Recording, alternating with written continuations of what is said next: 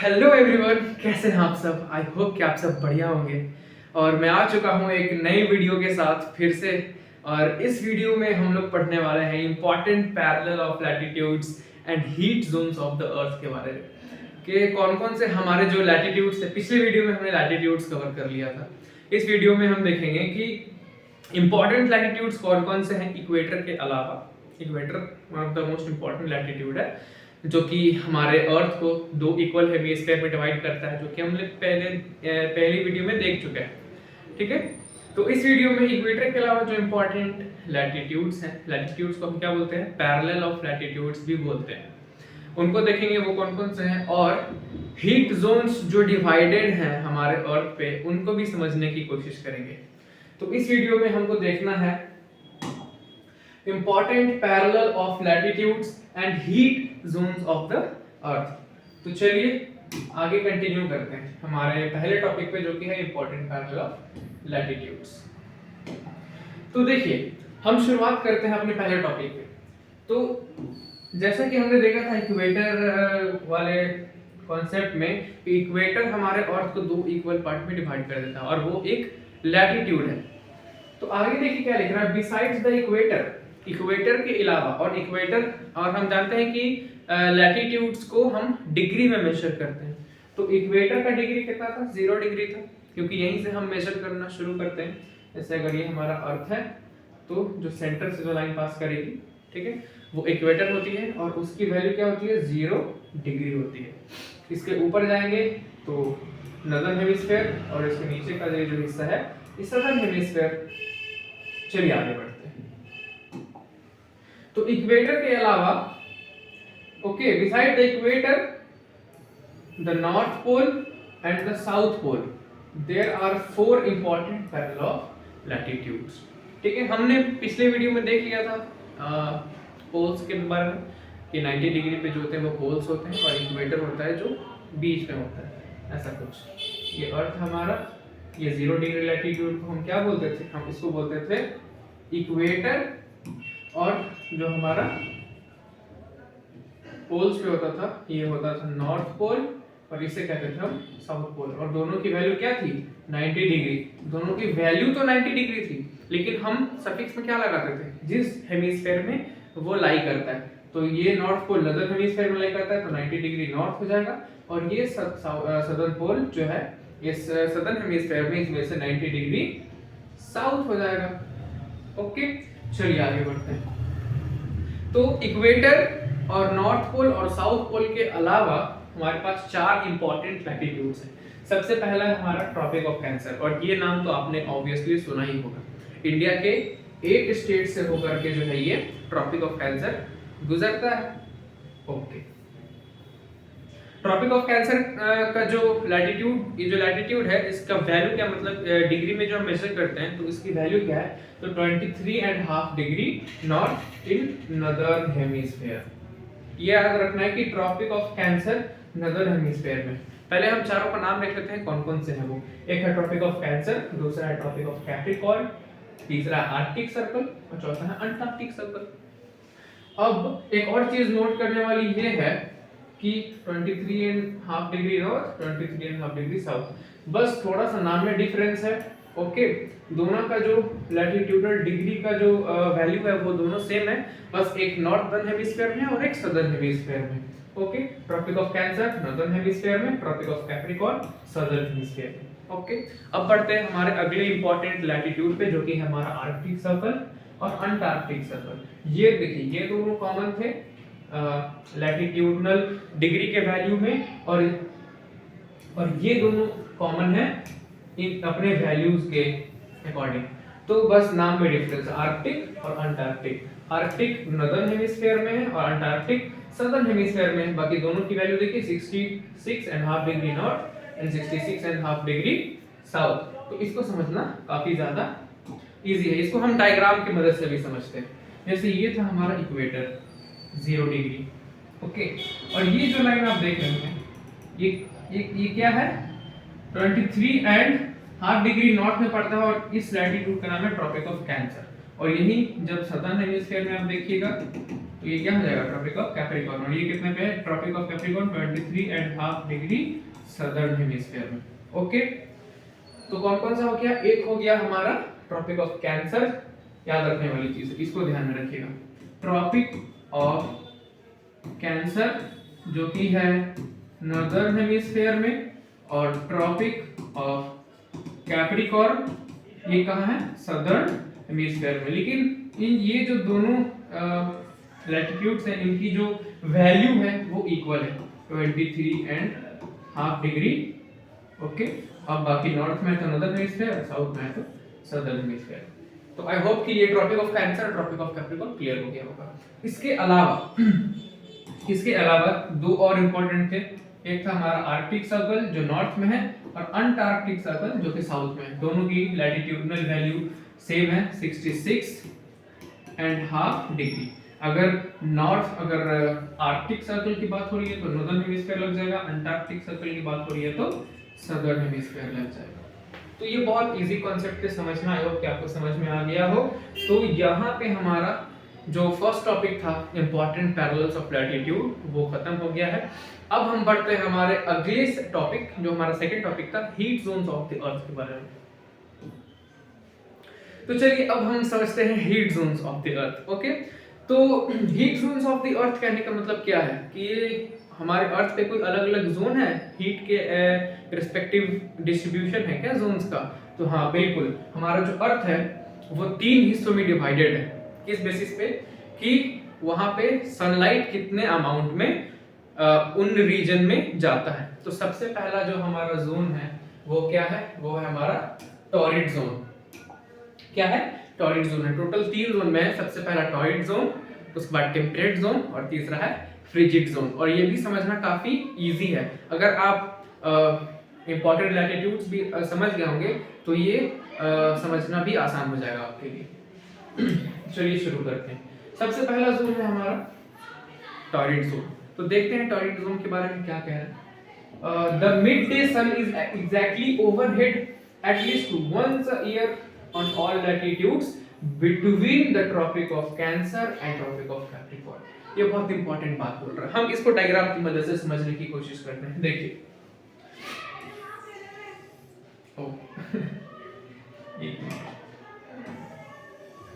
चलिए बस समझने के लिए, वैसे सर्कल तो सही से बना नहीं, बट समझने के लिए हम इसको बस देखते हैं। ये था हमारा इक्वेटर। ओके, यहाँ से पास करता है ट्रॉपिक ऑफ कैंसर, और यहाँ से पास करता है ट्रॉपिक ऑफ कैप्रिकॉर्न। तो इस पॉइंट में क्या बोल रहा है कि जो सन है वो हमारे एग्जैक्टली सर के ऊपर रहता है एटलीस्ट वंस अ ईयर। ठीक है, वंस ईयर मतलब ऐसा नहीं कि एक दिन जो है वो सर के ऊपर रहेगा, नहीं। कहां पे बात की जा रही है, between the Tropic of Cancer and Tropic of Capricorn. अच्छा, हम जानते हैं कि हमारा जो अर्थ है वो अपने एक्सिस पे 23.5 डिग्री टिल्टेड है ना। तो उसकी वजह से क्या होता है, अब हम इसको समझते हैं। ये पॉइंट में क्या कह रहा है कि ट्रॉपिक ऑफ कैंसर से ट्रॉपिक ऑफ कैप्रिकॉर्न के बीच, ठीक है, क्या कह रहा है कि at least once a year all latitudes between Tropic of Cancer and Tropic of Capricorn, इन दो लैटिट्यूड्स के बीच में साल, पूरे साल में इन दोनों लैटिट्यूड्स के बीच में जितने भी लैटिट्यूड्स आते हैं, ठीक है, सन उस टाइम क्या होता है, उनके जस्ट सर के ऊपर होता है। इन द सेंस कि यहाँ पे जो सन रेज आती हैं वो बिल्कुल वर्टिकल आती हैं। ठीक है, किस रीजन की बात कर रहे हैं हम, इस रीजन की बात कर रहे हैं, ट्रॉपिक ऑफ कैंसर से ट्रॉपिक ऑफ कैप्रिकॉर्न के बीच की बात कर रहे हैं। ठीक है, इसको हम और अगर समझने की कोशिश करें तो ये हमारा सन है, ये हमारा अर्थ है। ओके, सन से जब रेज निकलेंगी तो सबसे ज्यादा रेज किस रीजन पे आएंगी, ये जो हमारा इक्वेटोरियल रीजन है, ये इस रीजन में सन का जो रेज है वो वर्टिकल पड़ेगा। वर्टिकल पड़ने का मतलब बहुत ज्यादा हीट आएगा यहाँ पे, इस वजह से इस जोन को हम टॉरिड जोन कहते हैं। ठीक है, तो देखिए आगे क्या लिखा हुआ है, this area therefore receives the maximum heat and is called the torrid zone.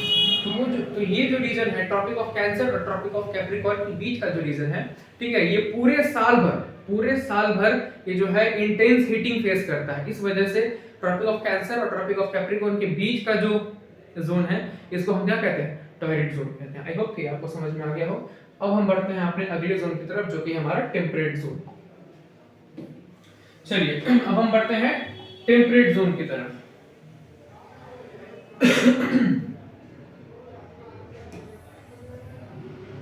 चलिए अभी से समझते हैं temperate zone. So the midday sun never shines overhead on any latitude beyond the Tropic of Cancer and Tropic of Capricorn। देखिए इस line का simply यही मतलब है, मैंने जैसे बताया कि टॉयरेट जोन में क्या होता था कि जो सन की जो रेज है वो वर्टिकल आ रही थी। किस जोन में, तो ट्रॉपिक ऑफ कैंसर और ट्रॉपिक ऑफ कैप्रिकॉर्न के बीच का जो रीजन था उसमें सन की जो रेज हैं वो वर्टिकल आ रही थी। लेकिन अब क्या होगा, अब जो ट्रॉपिक ऑफ कैंसर और ट्रॉपिक ऑफ कैप्रिकॉर्न के जो बियॉन्ड का जो इलाका है, इन दोनों के बीच का नहीं, इसके बियॉन्ड जो इलाका है यहाँ पे वर्टिकल रेज नहीं पड़ेंगी, यहाँ पे स्लैंट रेज पड़ेंगी, ठीक है, जिसके वजह से यहाँ पे उतनी ज्यादा इंटेंस हीटिंग नहीं होगी, जिस वजह से कि यहाँ का जो टेम्परेचर रहेगा वो टॉयलेट जोन के मुकाबले काफी ज्यादा कूल रहता है। तो देखिए ये इस पॉइंट पे यही समझाने की कोशिश की गई है कि वर्टिकल रेज नहीं पड़ते हैं, बल्कि उनका जो एंगल है वो थोड़ा सा बढ़ जाता है, ठीक है। जैसे अगर हम समझें, अगर ये अर्थ है और अगर ये सन है, तो अगर ये वर्टिकल पड़ रहे हैं बिल्कुल 90 डिग्री के एंगल पे, तो ये क्या होगा, अब ये जोन था, यहाँ पे जब जाएगा तो ये एंगल चेंज हो जाएगा, जिसकी वजह से वर्टिकल सन रेज नहीं पड़ेंगे और उतना ज्यादा इंटेंस हीटिंग नहीं होगा। चलिए, the angle of the sun rays goes on decreasing towards the poles. जैसे जैसे पोल्स की तरफ, जैसे देखिए अगर ये हमारा सन, चलिए ऐसे समझिए ये सन है और यहाँ से जो रेज गई ये वर्टिकल गई इस पे, जिसकी वजह से यहाँ पे इंटेंस हीटिंग हुआ इस रीजन में, ठीक है। इस रीजन में क्या हुआ, इंटेंस हीटिंग हुआ।